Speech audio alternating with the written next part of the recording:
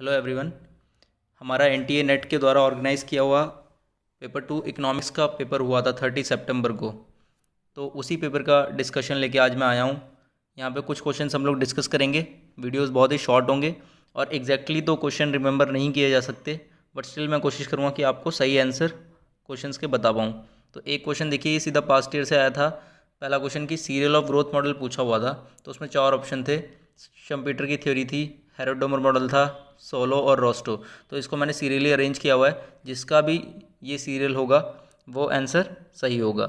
ठीक है, तो शम्पीटर पहले था, उसके बाद हेरोडोमर आया, उसके बाद सोलो, उसके बाद रोस्टो। फिर ये क्वेश्चन भी, सेकंड क्वेश्चन जो दिया हुआ है वो भी पास्ट ईयर से ही पूछा हुआ था कि इनकम हाइपोथेसिस की थ्योरी थी, उसमें ऑथर को मैच करना था। और एक में ये आया था कि उसकी सीरियल क्रोनोलॉजिकल ऑर्डर क्या होगा। तो एब्सोल्यूट इनकम हाइपोथेसिस सबसे पहले आई थी कीन्स के द्वारा। फिर रिलेटिव इनकम हाइपोथेसिस डजनबेरी, मैंने ईयर भी मेंशन कर दिया है। परमानेंट इनकम हाइपोथेसिस उसके बाद फ्रीडमैन की, और लास्ट में लाइफ साइकिल हाइपोथेसिस मॉडिग्लानी एंड और ब्रूमबर्ग की। उसके बाद एक क्वेश्चन आया था, क्रॉस इलास्टिसिटी ऑफ डिमांड हमको दी हुई थी 0.8। ठीक है, क्रॉस इलास्टिसिटी ऑफ डिमांड दी थी 0.8 और total ridership per day 1.5 lakh दिया हुआ था। और if the fair price of बस राइडेड इंक्रीज बाई 5%, अगर बस का प्राइस 5% बढ़ जाता है उसके किराए में, तो बताओ कितना मेट्रो राइड्स में कितना चेंज आएगा। तो यहाँ इसका आंसर 6000 था। आप लोग इसको सॉल्व करेंगे तो 6000 आएगा। जिसने भी इसको 6000 टिक किया उसका आंसर सही है। उसके बाद एक क्वेश्चन आया था कि इक्विलिब्रियम इनकम निकाली थी हमें, C is equal to 50 plus 0.8 Y D दिया हुआ था, इनकम डिस्पोजेबल दी हुई थी, टैक्स दिया था 20% और आई दिया था 100 और जी इज इक्वल टू दिया हुआ था गवर्नमेंट एक्सपेंडिचर दिया था 30। तो इसका जो आंसर है वो 500 आएगा, मैंने मार्क किया हुआ है।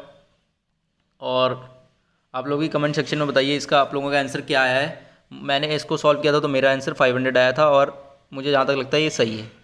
उसके बाद इफ़ एडिंग कांस्टेंट के, अगला question, if adding constant K in standard deviation again and again then new standard deviation will be. ये क्वेश्चन आया था, इसके 4 ऑप्शन दिए थे। ऑप्शन मुझे याद थे, सिग्मा प्लस के, सिग्मा माइनस के, सिग्मा एंड सिग्मा इनटू के।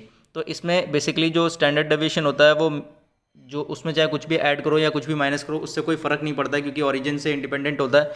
देयरफॉर इसका आंसर सिग्मा ही आएगा, मतलब वही एस डी वही रहेगा, चेंज नहीं होगा। अगला क्वेश्चन था कि टोटल रेवेन्यू जो दिया हुआ था उसकी इक्वेशन दी हुई थी, की स्क्वायर इक्वल टू 200 क्यू, की स्क्वायर प्लस 200 क्यू प्लस 40, और टोटल कॉस्ट जो दिया था वो 1400 प्लस 80 क्यू दिया हुआ था, और क्यू की वैल्यू 100 दी हुई थी। इस पर हमें फाइंड करना था। इसमें हमें मेरे दो ऑप्शन मैच कर रहे थे। आप लोग भी चेक करके कमेंट सेक्शन में बताइए कि आपके क्या आ रहा था। इसका आंसर एक में M R is greater than M C आ रहा था और दूसरे में M C is equal to 80 आ रहा था। तो ये भी सही है कहीं ना कहीं।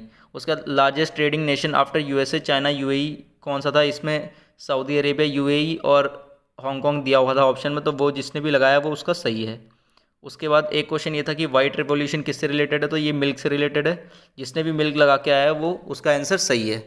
ठीक है, तो अब आगे आने वाले क्वेश्चंस, हम आगे आने वाले वीडियोस में हम और क्वेश्चंस डिस्कस करेंगे। और ये एक सीरीज़ है, इसमें 3-4 वीडियोस आएंगे जिसमें जितने क्वेश्चन मुझे याद है मैं आपसे सारे क्वेश्चन डिस्कस करूँगा इकोनॉमिक्स से रिलेटेड। ठीक है, thank you and have a nice day.